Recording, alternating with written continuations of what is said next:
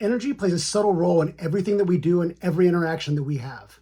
Most people have sensed energy, but they think of it as mystical. And I'm going to show you how it's not a mystical or it's not magical, it's mechanical. Watch how it works. Now, everybody knows that energy can't be created or destroyed, but your thoughts and your emotions do manipulate it. Instead of thinking of energy as magic, think of it as a wireless technology that moves your thoughts and emotions around your reality. First, I'm going to talk about how you feel energy, and then I'm going to explain why people call or text after you think about them. I'll also explain how energy is used to reflect your internal state back to you. I'll also explain how you use it to tune your frequency and change your reality. Okay, so here's an example that we can all relate to. Have you ever walked into a room and gotten a vibe? Good vibe, bad vibe, it doesn't matter.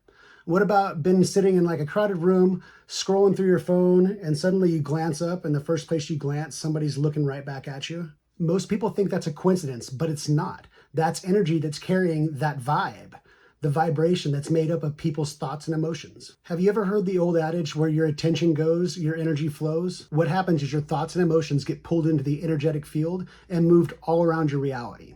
And because energy moves at light speed, wherever you put your attention, the energy gets delivered instantly. Let me give you a quick example. Put your right and your left hand out with your palms facing down and focus your attention on the back of your hand. Look at the knuckles, look at the wrinkles around your knuckles, look at the skin, hair if you have it. And as you're focusing your attention on the back of your hand, can you feel that left hand vibrating slightly more than you can feel your right hand vibrating?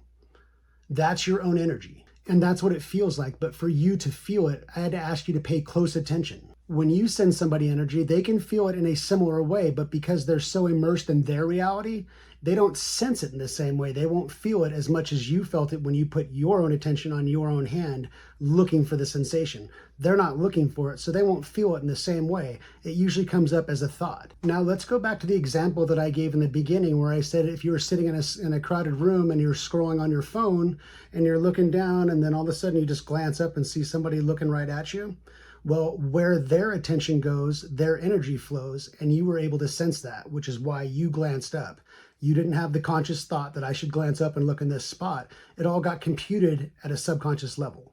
The same exact thing is happening when you think about somebody and they end up calling or texting shortly after. We can all relate to having somebody just kind of pop into our head. Well, energy is the reason that that happens. Okay, now I'm going to show you how it's used in our social settings to reflect back to us our internal state. If you guys have been getting good information out of this video, please like and subscribe so other people can find it too. So when you're in a social setting, the energy from everybody is bouncing all around. When energy enters your personal energetic space, it gets sensed and it gets translated by your subconscious. And what your subconscious does is translates it into your own thoughts. So if you start paying attention, you'll notice that people are always bringing up the things that you think about the most. Or if you'll notice that you say something to one of your friends and their eyes light up and they're like, I've been thinking about that for the past couple of days. This is why. It's the energy, that we're translating the energy from each other all the time at a subconscious level. And that's how we reflect each other back to each other. Let's go to the deep end of the pool with energy. Have you ever heard about somebody talking about they can channel? Let's remove some of the mystery out of it. As stated earlier, energy cannot be created or destroyed. So when somebody's energy leaves their avatar, their body, the body is dead, the energy is not dead. It just goes somewhere else. And that energy, no matter where it's at, is still available to be communicated with. Try this. Next time you have a few minutes, go sit and meditate, and you want to focus on just trying to keep your mind clear for like 20 seconds. Nothing too major. Just keep your ego quiet for like 20 seconds. And after you've gotten that a couple of times, then I want you to go into a meditation, keep the ego quiet, and then listen, right? Instead of just focusing on breath, instead of focusing on anything, just listen and see if you hear something coming in, right? And now remember, energy is translated at a subconscious level into your thoughts. So the reason we want to keep the ego quiet is so you know that you're not the one doing the thinking. So if a thought comes in, then you know that you're translating energy into your thoughts. Remember, this happens very subtly, and you have to pay a close attention to know the difference between whether you're thinking or whether something is coming in and being translated. And if your ego is always chattery, then it's very difficult to tell the difference. If you want to practice channeling, I tell people to practice channeling their guides, right? Your guides are always there. They're always talking to you. So there's always the opportunity for energy to be translated into your thoughts. The real practice is in keeping your ego quiet so you can tell the difference. And here's the best part.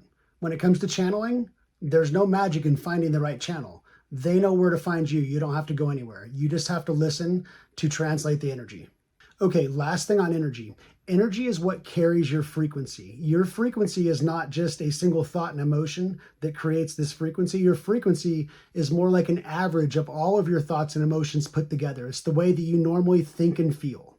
And then that frequency is matched with the frequency of your reality. And what links them all up is the energy. If you've ever heard manifesting gurus tell you that if you want to change your reality, you have to change your frequency, well, this is what they're talking about. If you want to understand what two factors are the most important in determining your unique frequency, or you want to understand how your frequency determines what part of your life path you're experiencing, go check out this video over here. If you did the right and the left hand thing and you didn't feel your own energy, a lot of times what happens is you're blocked up, your energy centers are blocked up, your chakras.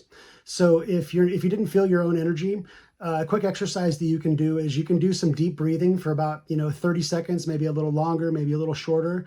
But when you do your deep breathing, what you want to do is you want to close your eyes and you want to start at the bottom of your breath. And as you inhale, you want to start at your root chakra and move all the way up through your chakra system, all the way to your crown chakra. And as you're breathing in, you want to close your eyes and picture that the energy is flowing from the bottom of your energy center, from your root chakra, all the way to your crown chakra. And you want to picture it flowing freely like a river. And as you breathe in, it's flowing all the way up. And as you breathe out, it's flowing all the way down. And picture just flowing freely, like there's no blockages in the way. Do that for about 30 seconds, and then go back and retest the right and the left hand and putting your energy on the back of on either one of your hands, and see if you can get it to where you can actually feel your energy. Usually when you can't feel your energy, it's because your energy centers are blocked up.